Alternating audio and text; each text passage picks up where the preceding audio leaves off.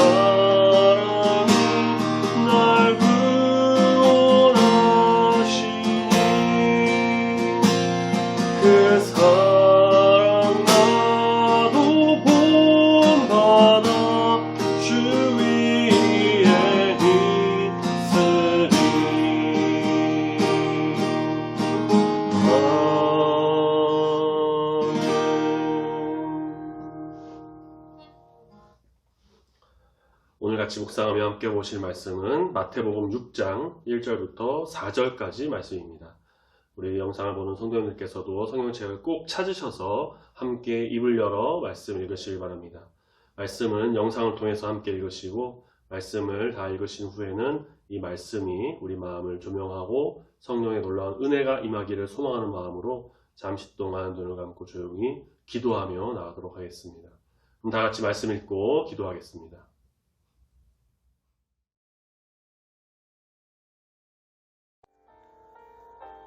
사람에게 보이려고 그들 앞에서 너희 일을 행하지 않도록 주의하라. 그리하지 아니하면 하늘에 계신 너희 아버지께 상을 받지 못하느니라.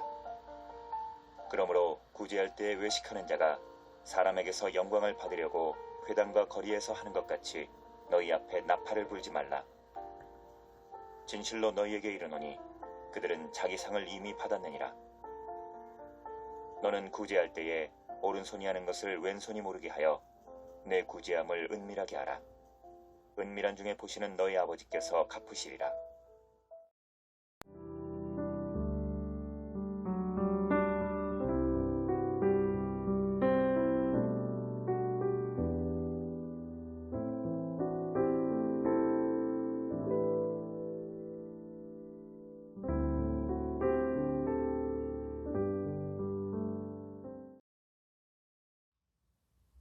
마태복음 5장 말씀을 통해 예수님께서 옛 이스라엘 백성의 삶의 규범이었던 그 율법에 근거한 유대인들의 의와 제자들이 추구해야 할 예수 그리스도를 주로 믿는 우리 그리스도인들, 천국 백성들이 지켜야 할 그 의 사이의 대조를, 즉 모세율법과 천국 백성의 그 의, 그것을 살인, 간음, 맹세, 보복 등에 대해서 이렇게 말씀하셨던 부분들을 우리가 지난주까지 같이 봤습니다.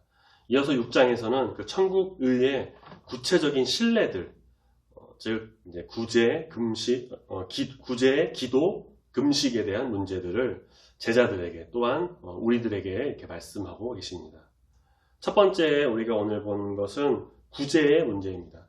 어려운 사람을 돕는 것으로 우리가 주로 알고 있는 이 구제의 사전적 의미를 한번 찾아보면은 자연적인 재해나 사회적인 피해를 당하여 어려운 처지에 있는 사람을 도와줌이라고 합니다. 다시 말해 우리 주변에 여러 사회적 환경으로 어려움에 처한 사람을 돕는 것은 물론이고요.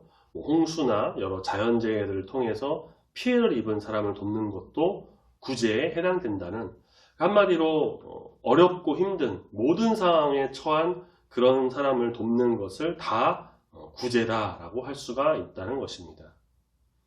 예수님 당시 유대 사회는 로마 제국의 지배 아래 있었습니다. 경제력도 로마 정부의 보호를 받고 있던 소수 지배 세력과 종교 지도층의 사람들, 예를 들면 대제사장, 서기관, 바리새인, 사두개인, 이런 자들에게 다 집중되어 있었습니다. 그래서 대다수의 서민들은 매일 양식을 걱정할 만큼 아주 가난한 삶을 살았습니다. 하루 벌어서 하루 먹고 사는 사람들이 80% 이상이었기에 이들은 예수님께서 오병이어 기적을 일으켰을 때, 야, 이제 우리가 먹을 걱정하지 않고 지내도 된다 라는 생각에 예수님을 왕으로 그렇게 세우려고 했었죠. 그만큼 좀 구제라는 것이 좀 중요한 시기였습니다. 하지만 정치, 종교, 그 지도층의 사람들에게 있어서 구제라는 것은 참된 사랑의 실천이라기보다는 사람들에게 자신이 종교적이고 사회적 규범을 잘 지키고 있다, 이런 것을 보여주어서 자신의 의를 공개적으로 드러내는 어떤 수단에 불과했습니다.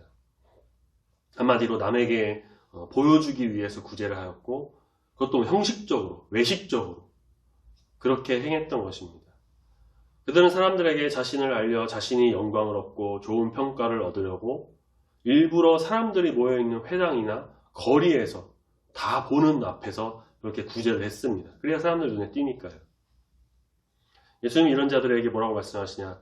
이미 자기 받을 상을 다 받았다 라고 비판하십니다.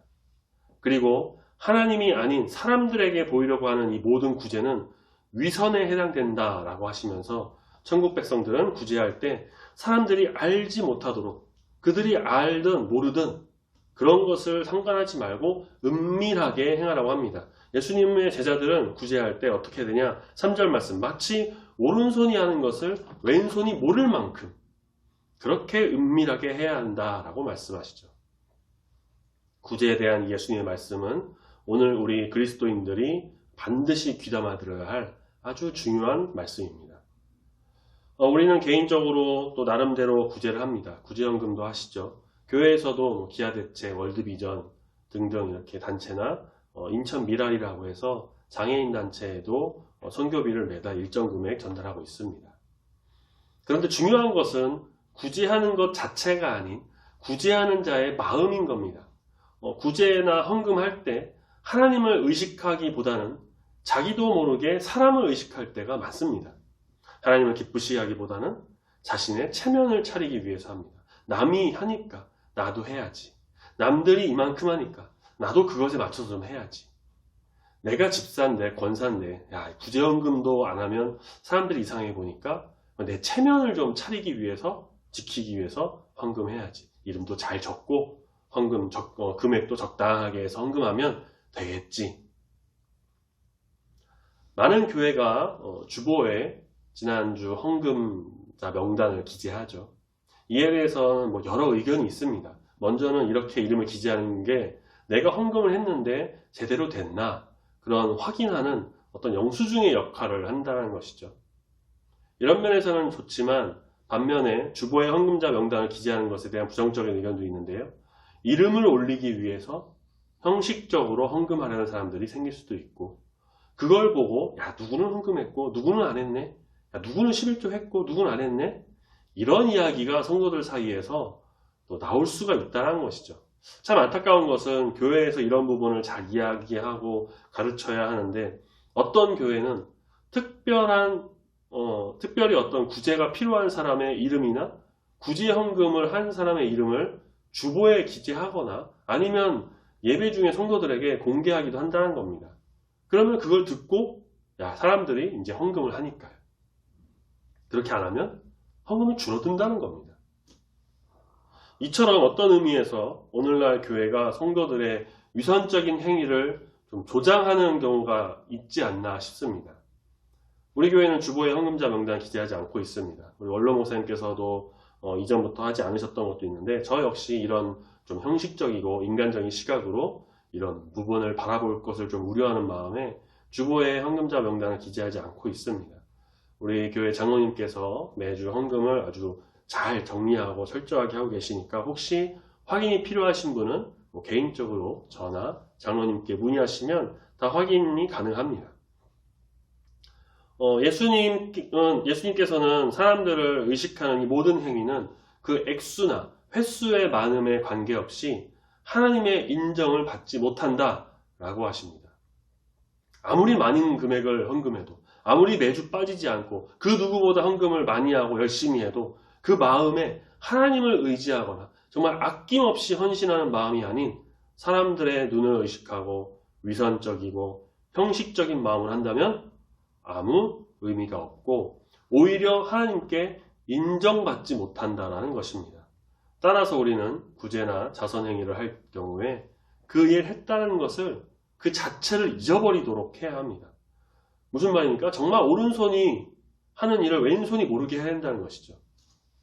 내 의를 드러내려고 하지 말아야 합니다. 그렇지 않을 경우에는 구제의 무대에 자신이 주역으로 살아있는 거고 구제를 정말 헤아리는 참된 주역인 하나님을 무대에 모시지 않는 경우가 되고 맙니다.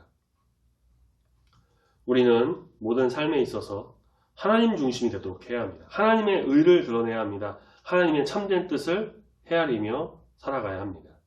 내 의를 드러내거나 내 자랑을 하거나 사람들의 눈치를 보면서 헌금하고 구제하는 것이 아니라 오직 하나님의 의를 위해서, 하나님께 영광 올려드리기 위해서, 그리고 이웃을 사랑하는 마음, 그들을 정말 긍휼히 여기는 마음, 서기관과 바리새인 같이 외식적인 모습으로 하나님께 책망받는 것이 아니라 온 마음과 정성을 다해 정말 사랑의 마음으로 모든 것을 정말 드리는 그 헌신의 마음으로 구제하며 헌금함으로 하나님께 놀라운 은혜라 위로를 받는 우리 중부교회 모든 성도님들이 다 되시기를 소망합니다.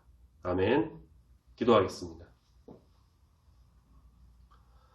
하나님을 사랑하라 하시고 내 이웃을 내 몸과 같이 사랑하라고 하신 주님, 우리가 주의 말씀에 순종하여 이 세상 다른 어떤 것보다 하나님을 바라보며 사랑하며 섬기고 또 내 주변의 사람들, 이웃을 사랑하고 섬김으로 주의 사랑을 온전히 실천하는 자가 되기를 소망합니다. 마태복음 말씀을 묵상하며 천국 의를 드러내고 천국 백성으로 온전히 살아가기로 다짐하는 우리는 이제 세상에서 그 모습을 드러내고 온전한 사랑을 베풀며 전하는 자로 거듭나야 할 줄로 믿습니다. 어렵고 힘들고 형편이 어려운 사람을 보면 그냥 놔두는 것이 아니라 여러 방향으로 도와 구제에 힘쓰는 주의 자녀가 되도록 붙들어 인도하여 주시옵소서. 남에게 보여주기 위해서 남의 시선을 의식해서 혹은 내 자랑이 되고 내 의를 드러내고 어떤 유익과 이익을 위해서가 아닌 온전히 주님의 사랑으로 주님의 뜻을 행하고 이웃을 사랑하는 마음으로 구제에 힘쓰는 우리 모두가 되기를 소망합니다. 여러 시간과 형편으로 그러한 일이 좀 어려울 때에는 구제연금 등 물질로도 우리가 동참하여 주님의 뜻을 세워나가는 주의 자녀가 되기를 소망합니다. 항상 주를 생각하며 그 주님의 사랑을 잊지 않고 이 세상을 밝힘으로 참된 주의 자녀가 다 되기를 소망하오니 붙들어 인도하여 주시옵소서. 남은 한 주간도 지켜보아 주시고 우리 주님과 항상 동행하며 사람들에게 선을 베푸는 귀한 주의 성도가 다 되기를 소망합니다. 함께 하시고 믿고 감사드리며 예수님 이름으로 기도드립니다. 아멘. 주기도문으로 예배 마치겠습니다. 하늘에 계신 우리 아버지여, 이름이 거룩히 여김을 받으시오며 나라가 임하시오며 뜻이 하늘에서 이루어진 것 같이 땅에서도 이루어지이다. 오늘날 우리에게 일용할 양식을 주옵시고 우리가 우리에게 죄 지은 자를 사하여 준 것 같이 우리 죄를 사하여 주옵시고 우리를 시험에 들게 하지 마옵시고 다만 악에서 구하옵소서. 내게 나라와 권세와 영광이 아버지께 영원히 있사옵나이다. 아멘.